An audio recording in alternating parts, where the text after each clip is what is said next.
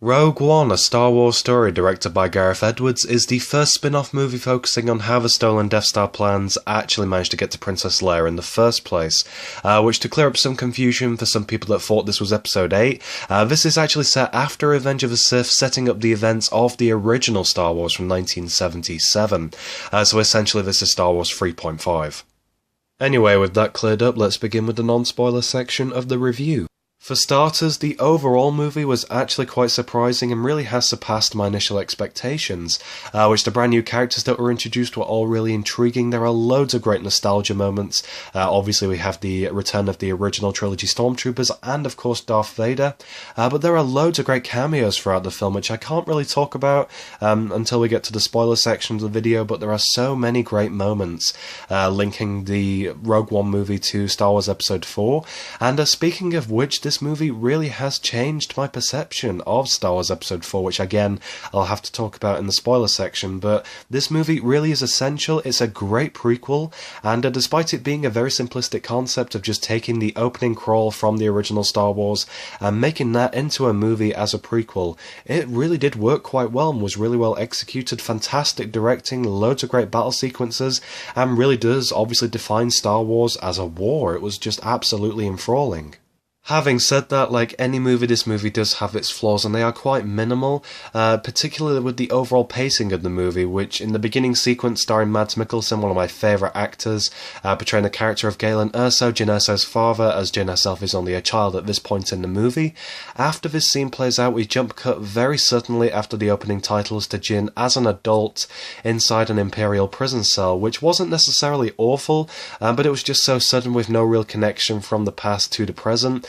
Which is slightly redeemed later on in the movie, as she does have a few flashbacks as dreams, which informs us as to what happened to the child version of her. Another thing that bugged me ever so slightly was when a planet came into shot, we would have on-screen text naming the planet rather than us listening to the dialogue of the characters as they spoke about the planets and us learning from them, which kind of took away from some of the learning that we've already done from the original trilogy. We all know Tatooine, we all know Alderaan, we all know Hoth, etc., and it was just kind of disappointing to take away that fun aspect from this film.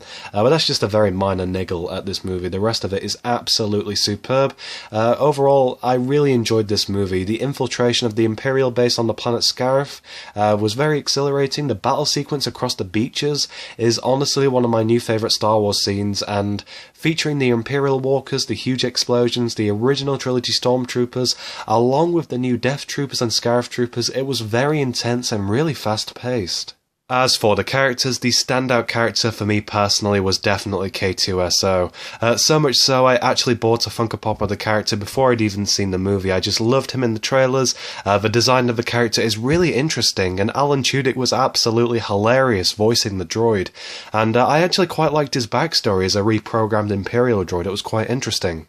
The rest of the characters, with Jyn being the exception as the protagonist, all had really rushed backstories.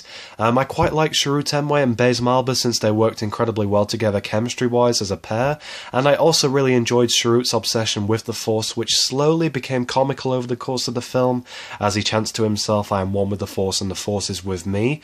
Though my least favourite character, surprisingly, was Cassian Andor.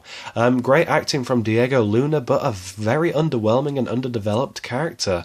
We get one very small shot at learning about his past, and that's when he points out that he has been fighting with the rebellion since he was 6 years old, so nothing is really expanded upon from that point. Finally, let's get to Darth Vader, which the character only had two big scenes throughout the entire film. The first one featured the new villain director Krennic, and he also had a smaller part towards the end of the film, which I will not spoil because it's absolutely mesmerising and a really intimidating sequence that just defines Darth Vader. The first Vader scene featuring Krennic actually worked really well.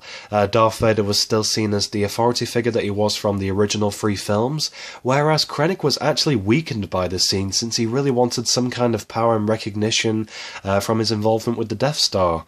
But the dialogue from the scene actually seemed quite unusual. The delivery from James Earl Jones wasn't perfect, but it was great to actually have him back voicing the character, but we do have to take into consideration that it has been nearly 40 years since Star Wars A New Hope, so obviously there would be some kind of vocal change, but other than that, the lines really seemed more like something that George Lucas and Hayden Christensen had made up together than something from a brand new film, but that's just my personal opinion, and this is definitely redeemed by the end scene of the movie. In summary, this was a great prequel and a genius idea for a brand new Star Wars movie with so many great brand new characters, and I'm really impressed and cannot wait for episode 8. I rate this movie a 4 out of 5. I'm now going to be switching over to the spoiler section of this review, so if you wish to leave to avoid big spoilers, by all means go ahead and enjoy the movie. Please leave a like and support the channel, let me know in the comments after you've seen the film what you thought of it, and of course please subscribe down below for more, and if you're still with me, let's talk spoilers. After watching Rogue One, I went ahead and rewatched the original Star Wars, and it's actually quite bizarre just how well Rogue One ties in with the introductory scene of A New Hope, which the second Darth Vader sequence is towards the end of Rogue One, and he's on board the ship with the rebels and ends up slaughtering a load of them to a really great music score, and they're frantically running around getting the Death Star plans to Princess Leia, and then the Tantive 4 ends up launching through space, and of course then we all know how Episode 4 begins. But actually seeing Darth Vader with this much power was honestly one of the highlights of the entire movie, but what topped this scene off was when Captain Antilles hands over the Death Star plans to a completely CGI'd young Princess Leia, or young Carrie Fisher as it would be, which completely blew my mind. We also had another CGI cameo, and that was Grand Moff Tarkin, who was originally portrayed by Peter Cushing in the first film, and the character was resurrected for Rogue One, and it was absolutely astounding. Great quality CGI, many people are actually complaining that it doesn't look very good. Personally, I thought it was really realistic. The only thing that I would complain about was the mouth movements, but other than that, it was fine, and it looked exactly like Peter Cushing and was truly remarkable, definitely a revolutionary step in movie making. Throughout the film there was also a variety of other character cameos which I shall quickly list. So we had C-3PO and R2-D2, Mon Mothma was quite predominant throughout the film. Ponda and Cornelius from the Cantina sequence of the original Star Wars cropped up throughout the film, which was very interesting and quite surprising. Star Wars Rebels cameos, which I don't watch Rebels, but it does look like a very interesting TV series, but the Ghost ship from Rebels was featured in the film, and also there was a mention of a General Hera relating to the character of Hera, and apparently Chopper could be seen throughout the film, which is very interesting, and there was also Senator Bail Organa, which I believe linked to a mild hint of Obi-Wan Kenobi, and there was also Captain Antilles, which I mentioned before. And finally, let's conclude this review with the biggest spoiler of them all, and that is that every single major character in this movie died, which it was inevitable based on A New Hope and that many rebels lost their lives stealing the Death Star plans, but it really hit heavy with these characters.